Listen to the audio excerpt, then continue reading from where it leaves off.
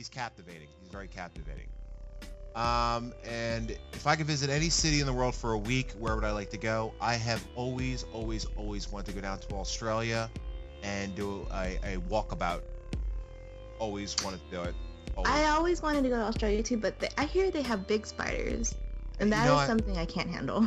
To me, it's about the experience. I'm a Sagittarius, so my drive is to travel. I love to travel. I haven't had a chance to. I've had kids young, and I've been locked down. So all my kids will be 18 in the next 3-4 years. So I will be ready to travel the world after I rob a couple banks. But anyway, so yeah, that's pretty much it. You got any other questions?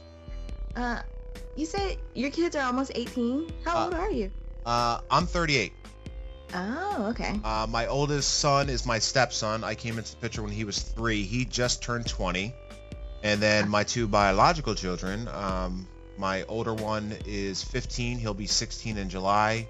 And then my baby boy is 13, and he will be 14 at the end of May. Okay. 3 boys. That's a handful. All boys. Oh, you know what? As much as I would love to have a little girl, I see these bitches these days, and the teenagers, there's no fucking way. There's no way. No, if I ever have kids, I definitely want boys. I mean, like, it's not like I would turn away a girl, obviously. Obviously. I would prefer a boy. Yeah. See, the thing is I think boys are harder during, like, from toddler till preteen. Yeah. And then once they hit teenage years and they start to mature, I think they're a lot easier. Where girls are the complete opposite. I think they're very easy until they get up into the teens, and then they're just freaking nightmares. Yeah. And my mom was like, "You're just like a ticking time bomb." Yeah, and it's obvious. Like, it's about how they're raised and their morals and everything else. But the social scene at schools these days are so influential. Yep. Like, these girls need to shave, and I'm not talking about their legs before they put on their shorts to go to school.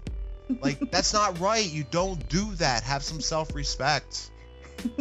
But anyway, so yeah, this is about a 25-minute video. We're gonna have to break this shit up in parts. yeah, definitely. All right, any more questions since we're gonna break this shit up? What other games do you play besides Call of Duty? Funny, I had never had any desire to play any game but Call of Duty. When I was younger, in my teenage years, I used to play like all the sporting games, but we're talking like back in Nintendo, Sega, and then Sega Genesis. Like, the graphics weren't everything. The games were just, they were real quick. Like, you could beat a game in a weekend. And I was really big into like role-playing games, like when Final Fantasy first started. And before Final Fantasy on Nintendo, they had a series called Dragon Warrior. Loved playing that. Zelda. Like, they're the games I started on. And then, when I had kids, like, I still had my Sega Genesis. That's when I had my first son and my stepson. I had a Sega Genesis. And the only time I got to play anything is my baseball. And I did my baseball career. That was the only game I ever played. And maybe Sonic now and then if I was, bored late at night. But then I stopped playing, and then the only time I played is like, after I got my kids their PlayStation 2, they loved Ratchet and Clank, and they would get stuck, and they'd be like, Dad, you gotta come help me get past this part. So it got to the point, like, I would start playing, when they went to bed, just to kill time. Like, if my wife went to bed early or whatever, I would just sit there and play to kill time if there was nothing on TV. So next time they asked me to help them, I could, and I could be like the super dad, like, I can come beat that level for you. But then after that, like, me and my kids started playing StarCraft. We played StarCraft. Okay. I had, I'm a network engineer, computer programmer, so I had, at any given time, 5 or 6 computers set up in my house. Wow. And they're all networked, so, all the kids would jump on a computer. Let's play, Dad, StarCraft, da-da-da. And it would be like me versus all 3 of them, and they still couldn't beat me. And then, like, after me and my wife split, I'd move away from my boys because I couldn't stay. And, they were like, Dad, you got to play, Call of Duty. This was when World War was out. And they were like, you got to play Call of Duty with us, blah, blah, blah. And I was like, all right. They were 50 miles away. And, I was like, all right. So I bought a PlayStation 3. It came with Modern Warfare, not World at War.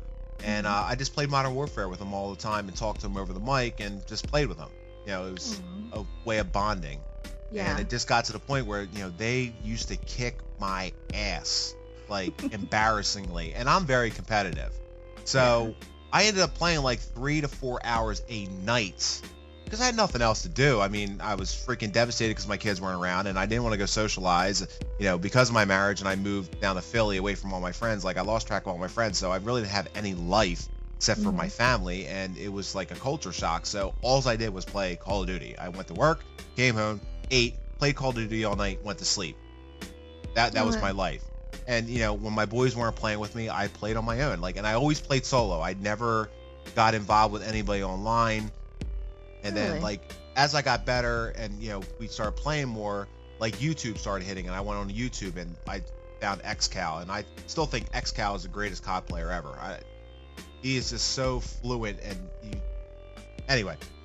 My Mhm. oldest son, my stepson, he was an absolute beast. Like, every Call of Duty, he maintained like a 5 or 6 KD, and he Wow. just destroyed people. I mean, when Modern Warfare 3 came out, he had like 30 mobs in the first 2 weeks. That's crazy. Like, he is just crazy, crazy good.